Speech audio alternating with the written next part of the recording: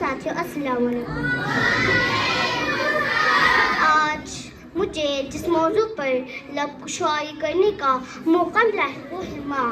ماں وہ لفظ ہے جو زبان پر آتے ہی دل کو سکون دے, آنکھوں کو نمی دے اور روح کو محبت سے بھر دے. ماں وہ ہستی ہے جو دھڑکن سے پہلے دل میں اور الفاظ سے پہلے زبان پر آ جاتی ہے. ماں وہ ہستی ہے جو خود بھوکی رہتی لیکن اپنے اولاد کو سیر کر کے کھلاتی ہے. ماں وہ چراغ ہے جو خود جل کر اپنے اولاد کو زندگی میں روشن کرتی ہے. ماں وہ سایہ ہے جو دھوپ میں بھی ٹھنڈک دیتی ہے. میرے عزیز ساتھیوں, دنیا میں بے شمار رشتے ہیں مگر ماں کا رشتہ سب سے پاکیزہ اور انمول ہے. رسول اکرم نے فرمایا, جنت ماں کے قدموں کے نیچے